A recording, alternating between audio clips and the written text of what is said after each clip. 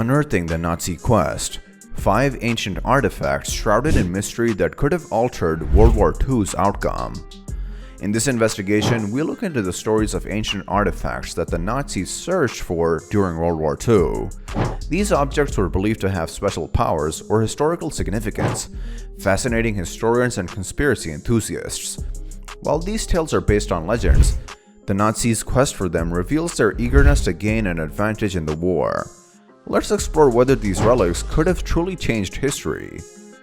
The Nazi Party, led by Heinrich Himmler and the SS, engaged in looting historical artifacts, pseudoscientific research, and occult exploration to promote Aryan superiority and justify territorial expansion. Adolf Hitler's fascination with the Spear of Destiny, believed to have pierced Christ, influenced his political beliefs, as he thought it held immense power and could legitimize his rule.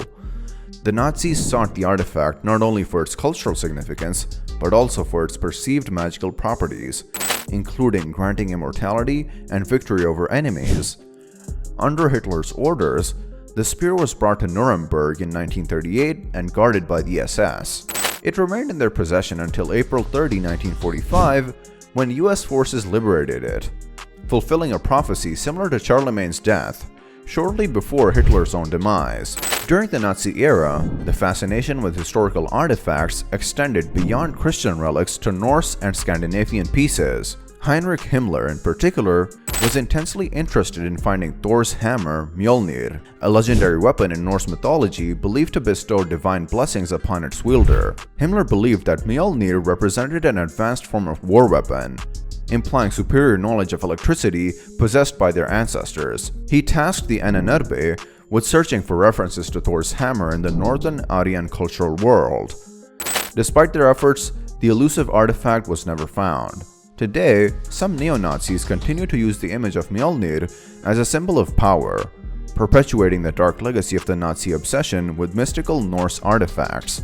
The Nazi interest in such artifacts reflects their attempt to promote Aryan superiority and draw upon mythical elements to justify their ideologies during World War II.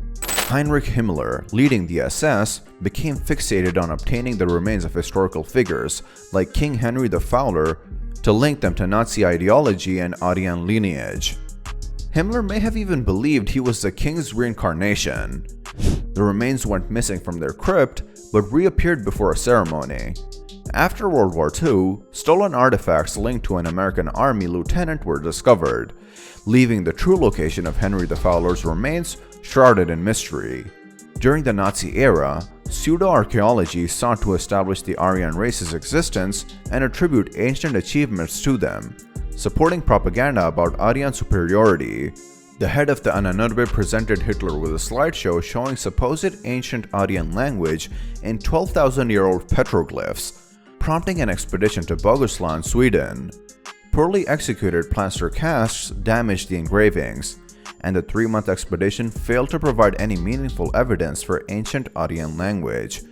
Swedish people dismissed Hitler's claims, and after the war, Hermann Wirth's continued work on the petroglyphs faced government bans due to incompetence and accidental alterations to the site.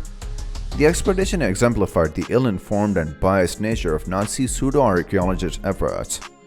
The expedition exemplified the ill-informed and biased nature of Nazi pseudo-archaeological efforts.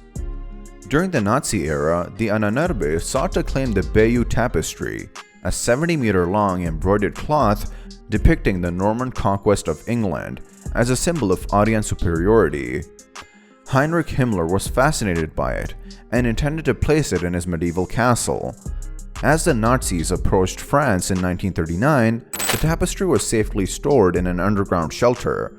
In 1944, the Ahnenerbe secured the tapestry at the Louvre, but due to intercepted messages, it was saved from being taken back to Germany by Himmler.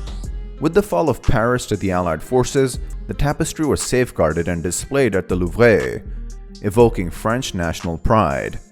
After the war, it returned to Bayeux and is now publicly displayed. The Nazis' attempt to use the tapestry to support their propaganda about Aryan superiority ultimately failed, and it remains a significant historical artifact today. In conclusion, the Nazi era was marked by an intense quest for ancient artifacts, driven by their desire to establish Aryan superiority and gain an advantage in World War II. While some of these pursuits were based on legends and myths, their obsession with historical objects reveals the depth of their ideologies and the dark legacy that lingers even today. Thank you for watching.